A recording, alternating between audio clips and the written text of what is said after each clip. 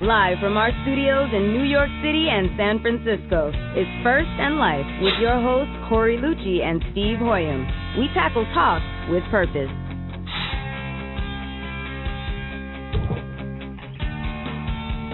And welcome, everybody, to another First in Life Friday. I'm your co-host, Steve Hoyam, joined live by the other co-host, Corey Lucci.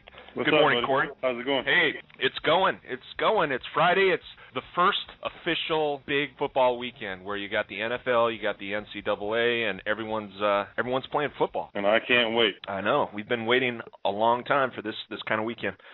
Love those two of us. Yeah, so I'm planning to go to see the Stanford-San Jose State game tomorrow night, 8 p.m. kickoff. That's 11 p.m. Eastern, so I know you'll be able to tune in. Well, I'm not going, but I will be watching Georgia and South Carolina. I think it's a 4:30 p.m. Eastern Standard Time kickoff. Okay. They're playing in Athens, so that's going to be a tough game, especially given the fact that Georgia's coming off of a loss. They got beat last week by Clemson, so it's going to be an interesting game. I've been reading posts all week on Facebook, and Carolina fans, Bulldog fans, Tiger fans, SEC versus ACC. So that's what college football is all about. That's right. And for those of you listening, tuning in for maybe the first time, you are listening to First in Life. A couple of former football players talking about football, talking about life, talking about the things that we think are important. If you think that we have any expertise in that, you can go ahead and listen. If you don't, then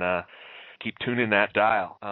We can be found online at www.firstinlife.com, FIRSTANDLIFE.com. Please check us out. You can follow us on Twitter, find us on Facebook, and do all that stuff. We also encourage our listeners, if you do choose to tune in live, which we love our live audience very much, 714-510-3759. Again, that's 714-510-3759. Go ahead and give us a call, and we'll get you on. Take your questions, your comments. It's always exciting and stimulating to get those live calls. So we encourage you to do that if you're listening right now.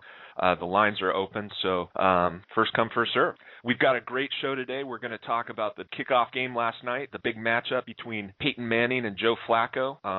We're going to go into some NFL stories and maybe some predictions and prognostications there, some of the big ones of the week, including the CTE discussion, settlement, and all that news. We're going to talk a little bit of specifics, I guess, about the spread offense. We'll touch on that and what's going on in both college and the NFL with that offense, and then we'll wrap it up talking about college football and go through some of the top 20, top 25 games.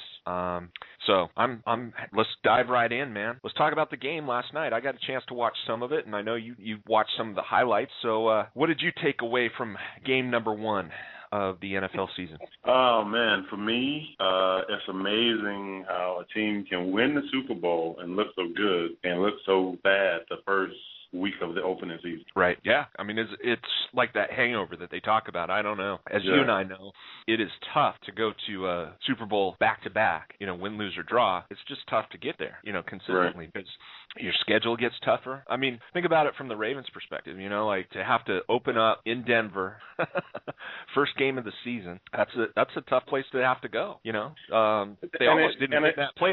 And then if you think about it, too, I mean, let's be honest about it. Baltimore did knock Peyton Manning and the Broncos out of the playoffs last year. So trust me when I tell you, they've had that game circled on their calendar the entire offseason. So I think it was really one of those cases where the Broncos were certainly up for the challenge, and the Ravens maybe still trying to figure some things out. Well, yeah. I mean, the Ravens have some. They lost a key leader of their team in Ray Lewis, and you're not going to replace that overnight. And then, Joe Flacco is Joe Flacco. Love him, like him, hate him, whatever. He did what he did, but he was going against Peyton Manning. And like you and I were talking about a little bit before the show, this might be the season of the experienced quarterback. Last year was clearly the season of the rookie quarterback. You had RG3, Andrew Luck. How many rookie quarterbacks did you have last year that actually started and won games? I mean, it was a bigger list than you usually see. And this year, I think we're going to hear about Peyton Manning. Even even when we hear about Andrew Luck and RG3, these guys are vets now. Yes, you're right. Right. You're absolutely right. Their belt. So, and hey, I will say this: I don't want to sound like I'm trying to take the air out of the success that RG3 had and Andrew Luck and those guys, but it's very, very rare that a rookie quarterback can come in to this league and have the type of impact that these guys had. So I really don't think we'll see that again. Maybe one or two. I don't see it happening over the next, say, 3 seasons like it was last year. I think it was something truly, truly special. I think it'll go down in history as almost like the quarterback class with Kelly. Who was it? Kelly came out. Mm-hmm. John Elway came out. Dan Marino came out. That was a very special quarterback class, and I think last year is going to actually prove to be that. I mean, you can't really say that Colin Kaepernick was an actual rookie, but hey, it was his first time starting, so you have to give him that. So between Kaepernick with the 49ers, Russell Wilson with the Seahawks, and I don't know if you agree with this, but all the talk I've actually heard is that he has the best upside out of all of these kids. Like if you talk to probably 1 out of every 3 football people, they all say, "Oh man, this kid is this, he's that, he's off the field, on the field, he's got it together." So who knows? Yeah. Who knows? Yeah. Well, it'll become clear here after this week. What's going to happen. We'll get to see these guys perform, and I think until that first game is played, it's really tough to see how the team is gelling. You can tell as the game progresses. Are they coming together? Are they falling apart? Are the coaches rusty? What is actually going on with the team? And I think last night there were a couple of injuries that happened in the first half that definitely hurt the Raven. So it's a game of attrition. It's a game of who can survive the longest and be there come Super Bowl Sunday. So no doubt. I was watching the game last night. For me, I know the irony is that we're sitting here talking about quarterbacks and the impact, obviously, that they've had across the league. But one of my hometown teams here in New York, being the Jets, they can't even find a quarterback right now. Why don't you? I'm serious. Huh? Let's tell everybody what Bill Parcells was saying. Yeah, he sort of stirred the pot for any of our listeners out there that kind of heard. Parcells basically went on the Michael Kay show yesterday and said that he felt that Matt Sims, who's the son of the great Giants quarterback Phil Sims, had a better training camp than Mark Sanchez and Geno Smith, and he feels like somewhere along the way or by the end of the season that Matt Sims could be vying for the starting job. So that just set this town abuzz, man, because you're like, wait a minute, you took a quarterback in the second round, meaning Geno Smith. You have Sanchez on the roster. You paying him $8 million. Plus, I think he got another $2 million bonus. So essentially, you got $10 million committed to a quarterback that's not even starting on your roster. Now, granted, he is injured right now, so this doesn't look well right now for the Jets when it comes to their quarterback situation. Well, I think that's definitely one of their big problems, but it's not their only problem, unfortunately. And, seems like every week we could talk about the Jets, and it's never a good story, right? But, they got Darrelle Revis coming, and, he's coming back into town. And it'll be interesting to see what happens there. I'm sure the fans will give him some love. Can you imagine? J-E-T-S, oh, I can already hear it now. Darrelle. Yeah. Do you need bail? Believe me, they will be on him, bro. Believe you me, they will. So what other news and highlights do you stuck out to you in the first week of the NFL or after the first game of the NFL kickoff? Well, to me, Steve, all of this talk about this spread offense and Chip Kelly, not even so much of the spread, I'm sorry, this up-tempo offense and what Chip Kelly is bringing from the college game, it is amazing, bro. It is flat out amazing because, I would like to think it's the NFL and if anything, the NFL sort of sets the actual trends. But if you think about it, you essentially have a college scheme that's being talked about more now than your basic I or your what we call big formation. So it's getting a lot of talk, a lot of hype, obviously, if the Eagles go out the first week, and then, of course, San Fran with their version of it, and Seattle with their own, well, I can't say Seattle, I guess Washington with their own version of it. If they put up, 40, 50 points on the board, I can assure you that's going to be the headlines. That's what everybody's going to be talking about. If they go out and they lay a goose egg, that's what everybody's going to be talking about. So, interesting times. I don't want to say it's just a part of the news cycle, because if you think about it, the Eagles sort of ditched what I consider a great coach in Andy Reid, and I understand that a lot of people felt like his time was up, but they ditched a really good, if not great, head coach in Reid, and essentially went for Chip Kelly, who is unproven in the NFL. I don't think he's ever worked in the NFL. He's only worked in college, so it's a big risk factor.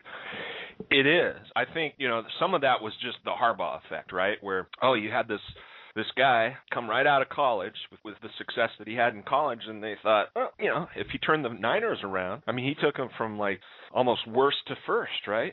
And, I think everyone was like, okay, who's the next hot college coach? Well, they're not going to get Nick Saban, So you go after a guy like Chip Kelly. I think Nick had his season, or, his tenure, he's sort of one and done. Right. Yeah, he had his shot, but, clearly he's a college football coach. Yeah. He had success.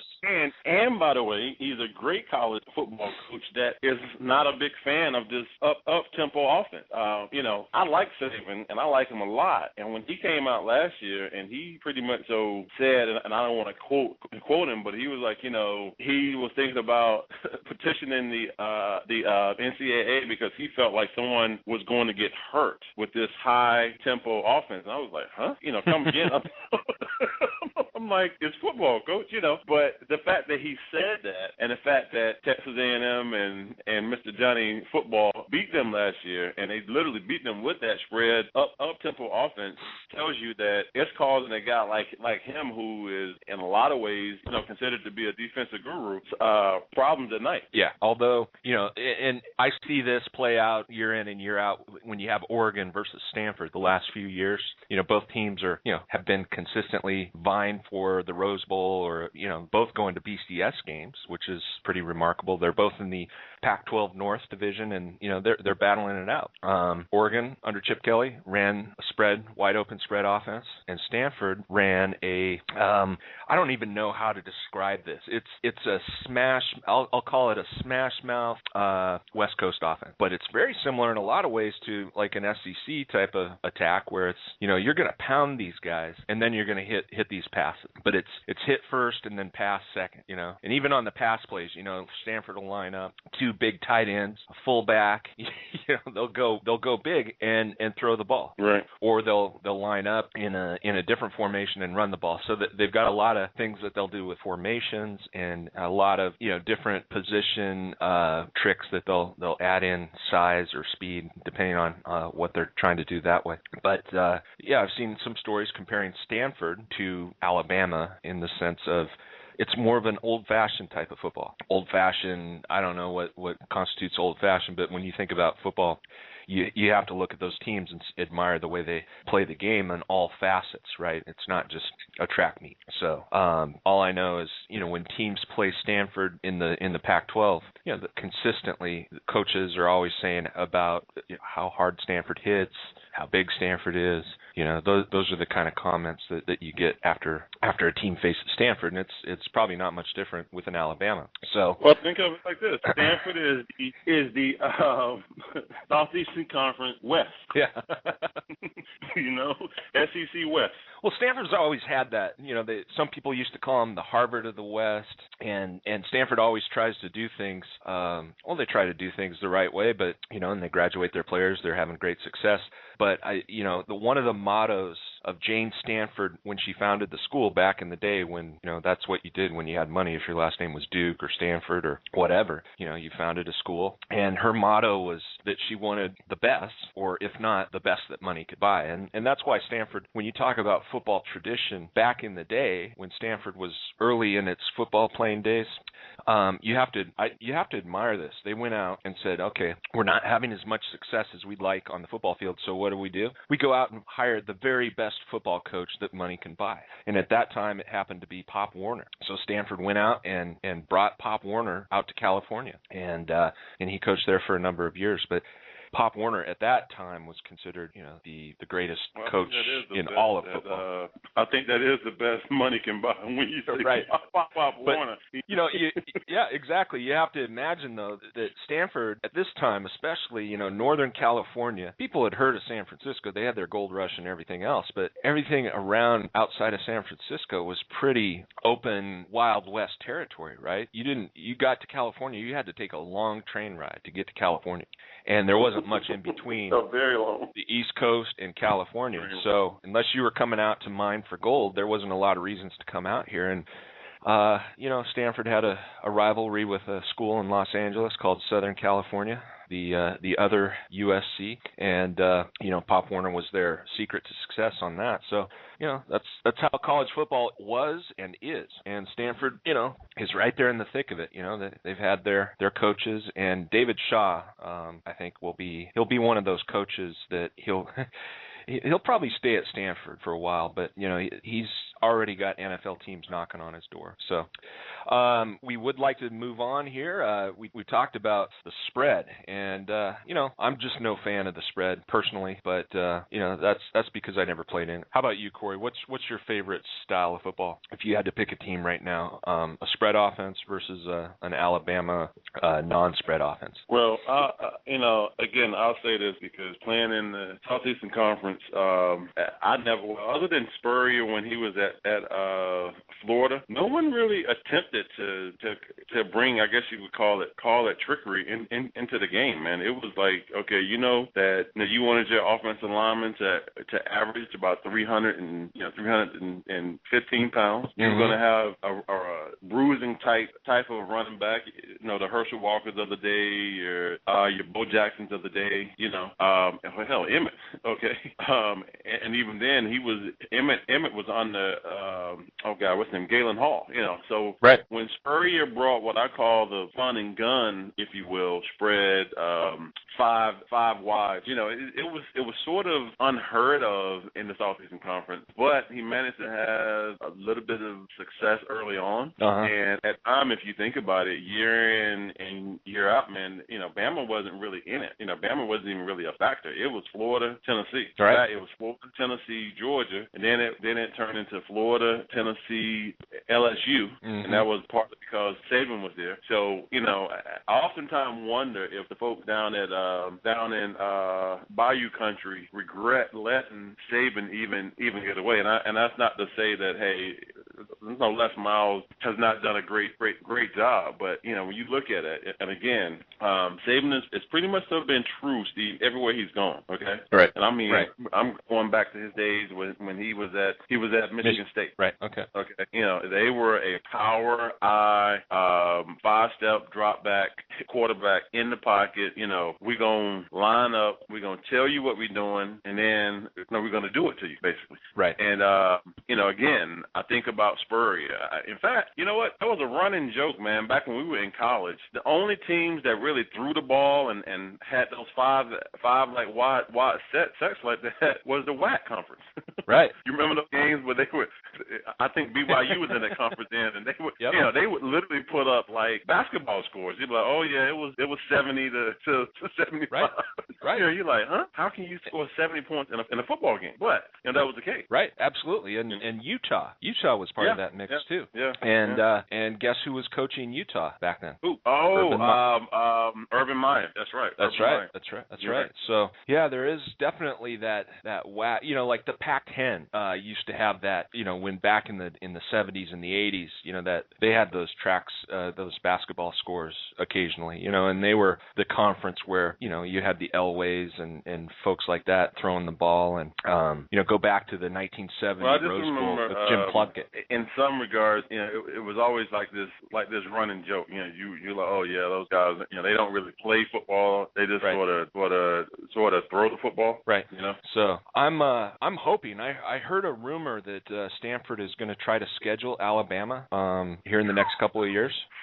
just on the regular schedule. But, that'll be look, all right, think about it like this, and everybody's all on Georgia and Mark Rick saying that, this guy can't win the big game. Dude, all he's done is pretty much allow Georgia to be either in the Southeastern Conference championship game for the last 3 years, probably 4 years, or finish in the top 10 in the country, never out of the top 20. Okay, and see, now this is what I mean when I say schools and boosters and fans sort of get spoiled, man, because here it is, you got Georgia that has consistently won 9 games over the last, let's just say, 5 years. All right, no, they haven't won the Southeastern Conference championship. No, they haven't won a national championship, but they're still winning. Okay, and it puts me in the mind of Tennessee Volunteers and Peyton Manning's last year, and then they brought in that kid T. Martin, and Peyton Manning for as good as he was, never could sort of get them over the hump. Never got a chance to play in the big game. T. Martin comes in the next year, and it was just timing, Steve. They end up winning the national championship, and then after that year, Tennessee had some bad years. Yeah, bro, they ran Philip Fulmer out of town. Right now, as crazy as this sounds, they ran him out of town about 8 years ago now. They have not had a winning season since. Right, and they've gone through, I think, 3 different coaches: Lane Kiffin, Eric Dooley, who was the son of Vince Dooley, and then the coach before that, I cannot. Cutcliffe, was it? David. Okay, yeah. So they've gone through 3 coaches, okay, in the past 9 years, haven't sniffed a Southeastern Conference championship, much less national championship. So, I just say that because I just think sometimes fans get a little bit spoiled. Yep. And, they're all on Georgia now, so I can tell you if, Stanford goes out and they schedule these games, and let's say they lose, and I don't want you guys to lose, but I'm just saying, let's say you guys do get off and you lose the first game, or you lose those first 2 games. I hope and pray that your fan base don't react like the Georgia fans have and Tennessee fans, because I think, and I can say this because I went to college there. South Carolina fans are just happy right now, because when you think about it, Spurrier has them where he's always had his Florida Gators at. Yep. Yeah. No, you're absolutely right. And one of the things that you mentioned an interesting point, because South Carolina and in your experience, I think, is a lot like Stanford, where there's been some good years, some bowl games, and then there's been some bad years. Right? And there's been a lot of excitement around coaches, whether it's Spurrier or Bill Walsh or whatever.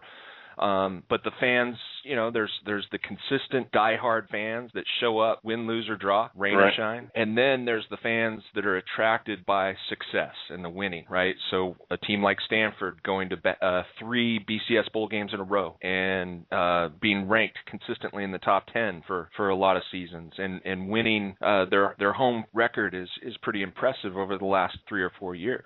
You take all that success in the last 3 or 4 years, and that has groomed, attracted, and pulled in a much larger fan base that I'm going to say is more fair weather, right? And if that grows to the point where it's growing, right, where all of a sudden you had a stadium that would have 20,000 people that were the diehard fans, and now it's got 60,000 people, you've got those 40,000 fans, and then so now it comes down to, who does the athletic director listen to? Does he listen to the 20,000 fans that showed up every single year, good and bad, or is he going to listen to the 40,000 fans that show up now that the team's been winning for a few years, right? And that's the tough call. And some teams do that, and some teams do that better than others. A team like Tennessee had so many years of success that you're right, the fans just got spoiled, right? And I don't think that's the problem that Stanford and South Carolina, they don't have that problem yet. The fans aren't that spoiled yet. I think at a school like Oregon, the fans are pretty spoiled. So if Oregon's new coach isn't able to do what Chip Kelly has done, it's he's not going to be around very, very long. You're right. I think Chip got out of town, and this is just my own personal theory. He got out of town because he knew what he had done at Oregon was pretty much all that could be done.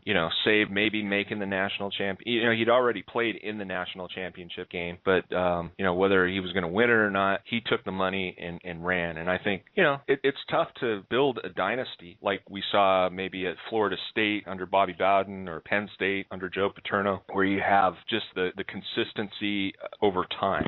So who knows if we'll ever see that again. I'm encouraged. David Shaw might be that kind of guy just because he went to Stanford. He's been in the NFL. He knows what that's all about, and he knows that he has an opportunity to do at Stanford what no other coach has done, and that would be to win a national championship. Well, on that note, I happen to, thinking about this now as you say this, I even think about Bobby Bowden.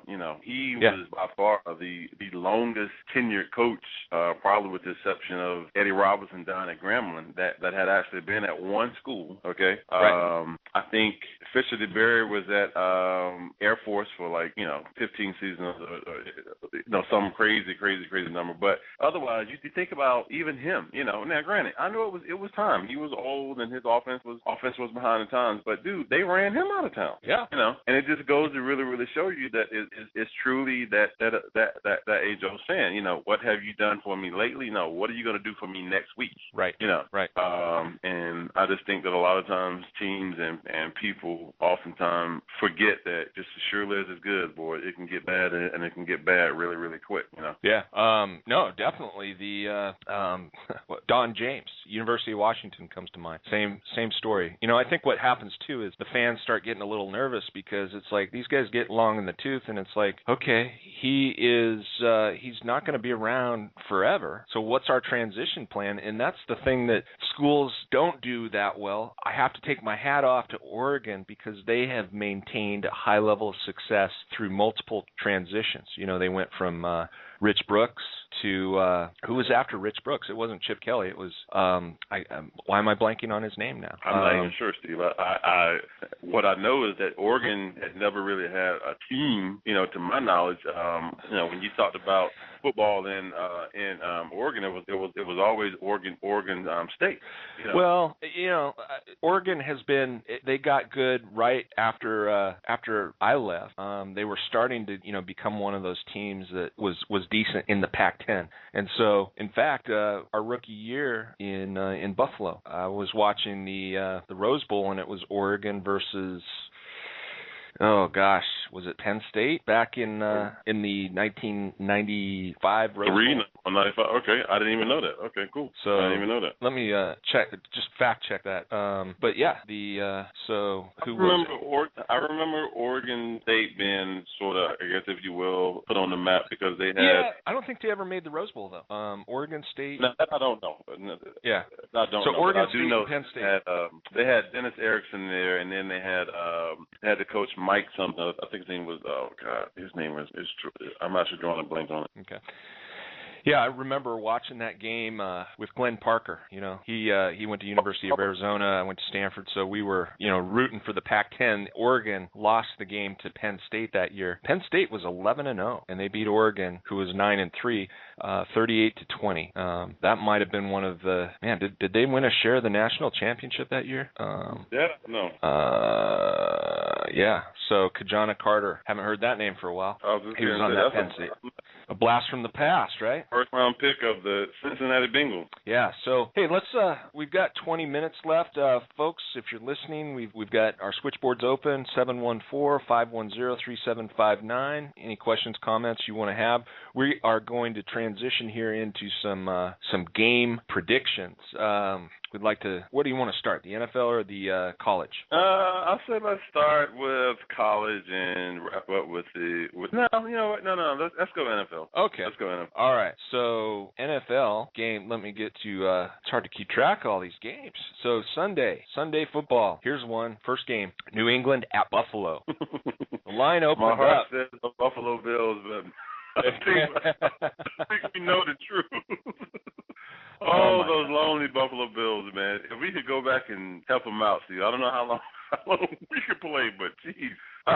You know what? It's a new day. It's a new season. You know, New England hasn't exactly looked that good either. I'm going Buffalo. You know, I'm going to go Buffalo, too, for all the same reasons that you listed. But, you know, it's mostly the sentimental reasons. But, you know, hey, it's at Buffalo. It's Tom Brady and the New England Patriots coming to town. Buffalo's hungry. You know, what they lack in talent, they're going to make up for in emotion. I think it's just, it's got some intrigue written all over it. I think Tom Brady's going to have a problem finding people to throw to, and I think Buffalo's got enough defense that they might be able to, you know, keep the Patriots at bay. So I'm predicting a low-score Buffalo win. I see that the over-under is, you know, like the, 51 to 110. I mean, that seems pretty extreme, but, you know, that's, I guess, how a lot of the NFL games are anyway. So next game, let's roll through these before we get caught up on time. Tennessee at Pittsburgh. Pittsburgh's the almost a touchdown favorite. What's your prediction there? Pittsburgh at home, can't go against them. I really believe that. Pittsburgh all the way. Atlanta at New Orleans. Now, that's gonna be a good game. I'm saying Atlanta only because I feel like they've got a chip on their shoulder how they got bounced out of the playoff last year. You know, it's usually one play away, one drive away. I think they have something to prove, and they want to start out strong. And I think they're gonna go down to the Superdome and come out with a victory. Yeah, no, I agree with you there. There's a difference, right? When teams know they can go to the Super Bowl and they have that on their minds versus teams that are saying, I wonder if this is the year. You know, there's a lot of uncertainty, and these guys, you know, maybe show up and they don't know any more than we know, and and they're all kind of waiting to find out. I think Atlanta is not in that position. I think you're right. I think they are hungry, eager, and it's going to be tough to stop them. Now the game is at New Orleans, and you know, right now that New Orleans is about a field goal favorite, which, you know, is not unusual there, but I think Atlanta is gonna prevail. Next one, Tampa Bay at the Jets. Darrelle Revis homecoming. Jets, and Tampa Bay. Tampa Bay, and I'm saying Tampa Bay by 21, man. Yeah, it's interesting that the way the line moved on this game. I don't normally follow that line that closely, but it opened with the Jets as a 2.5-point favorite, which is not saying much since they're at home. Right. But the spread is now, it's gone the other way where Tampa Bay is now a 4-point favorite. I'm surprised that it's only 4. Yeah, but that's a full touchdown swing in the other direction. So, you know, the money is obviously taking advantage of that situation, and, you know, that's where it's going, right? So Tampa Bay is going to prevail. Kansas City at Jacksonville. Jacksonville is trying, but I believe, you know, that Andy Reid is going to get these guys off to a great start. I think they're going to come out of there with a victory. So, Kansas City. I agree with you. Alex Smith, it'll be interesting to see what he does in his first season as a Kansas City Chief. No doubt. I mean, it'll really it'll show, you know, how what Harbaugh knew or didn't know or whatever. I think that, you know, there's a lot of 49ers that are going to be watching that because, you know, the consensus is around here that Alex Smith is one of the reasons that the 49ers have struggled as of late, and, you know, that bold move to replace him with Colin Kaepernick last year was, you know, it took a lot of courage. It took a lot of moxie on the part of the head coach, but they got it done and turned things around. All right, Seattle at Carolina. Woo! Now, that's going to be a good one, and the reason I say that is this. Seattle has to travel, man. It's hard on those West Coast teams when you have to make that swing like that. That being said, I really believe that Carolina's going to come out and hit them under the jaw, man. It's a game that I don't really want to pick, but I'm gonna go Carolina Panthers here. I'm gonna go. I just believe Cam Newton has finally grown up. I believe the Panthers will have enough in the tank to overcome Seattle with that 7-hour flight. Yeah, no, I agree with you. I think you know, it's early in the season, but I will say, based on my feelings from last year and you know, just exactly what you said, I think Seattle is not as good as they think they are. And what I mean by by that is they are probably overlooking Carolina, just like we talked about with, the earlier game with Atlanta. Atlanta and Seattle kind of remind me of each other in terms of where they stand. And I just have this feeling about Seattle as being a little bit too confident, a little bit too cocky. When you compare them to a team like Atlanta's pretty solid all the way through. Seattle, they've got some guys that are still a little young and rough around the edges. They've got some talent, but they got where they were last year with talent, but a lot of luck. They had the ball bounce their way, more than once. And, I think they've got some problems. They've got some holes. They've got all these things, and they are one of these teams that thinks that they're a contender, that they're actually going to go out and, beat the Niners or whatever. I don't think it's going to be that easy. So I agree with you. Carolina is going to shock Seattle, and we'll find out what they're made of after that. Cincinnati at Chicago. You know what? Chicago has a new coach. Mark Trestman came over from the CFL, but I do remember him, believe it or not, Steve, he coached in the league, man, back when we were actually playing. I like him. I like his style, and I may be wrong here. I like Marvin Lewis, but at Chicago, I believe they're going to surprise some people. Yeah, I mean, Trestman was a big part of the reason the 49ers were having success back in the 90s. Right. He was a big name, and it was kind of unfortunate that he ended up having to go over to Canada, but obviously he did very, very well there. I think he won 2 or 3 what they call Grey Cups, which is like our Super Bowl. So who knows? Just got some breaking news. Aaron Hernandez pleads not guilty to all charges. So just saw that come across. Yeah, he's probably got some more charges headed his way. So, all right, Miami at Cleveland. Miami. All right, Miami. I believe Miami's still going to struggle in the AFC East this year, but I think they finally have enough to at least beat a team like the Browns, man. Right. How about Minnesota at Detroit? Oh. This is one of those ones that when you think about all the talent Detroit has, you almost think this should be a no-brainer. Calvin Johnson, Stafford at quarterback, Sue holding down the defensive line. But the Vikings have found a way to come back. But I don't know. This is week 1, so guess what? I'm feeling good, so I'm gonna say Detroit. Okay, I'll agree with you on that. I mean, if you look at teams on paper, they're really, really even, man. Yeah, they are very, they are very, very, very, very equal. So I don't know. Now, of course, everybody's looking to see if Adrian Peterson can, come back and repeat the season that he had, or at least have, just as good of a season. I think where he goes is pretty much where the Vikings go. That's right.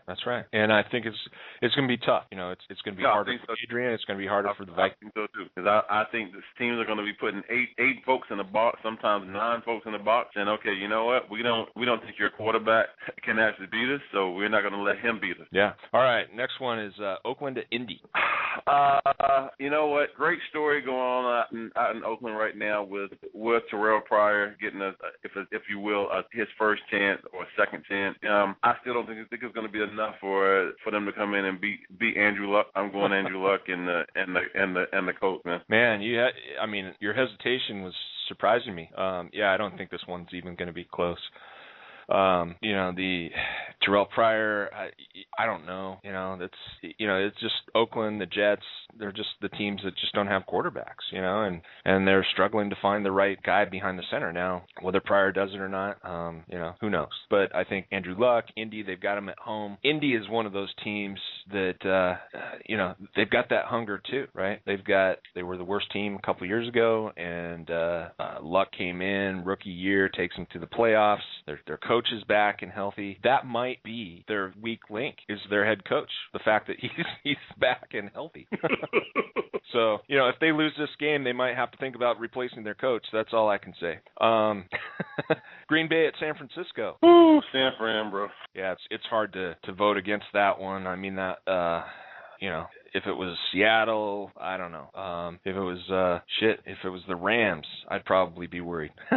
But I think Green Bay, San Francisco's got Green Bay's number, and they've got them at home, and it's going to be one of those games where San Francisco's defense is just going to be way too much for Aaron Rodgers, and their offense. I think Colin Kaepernick's ready to light it up. I've actually got San Francisco winning the whole thing this year. I thought they could do it last year. I really now barring serious injury to someone. And mind you, I'm saying this, and they're two starting wideouts are not even scheduled man to be back until I think week 5. Crabtree is out I think to week 7.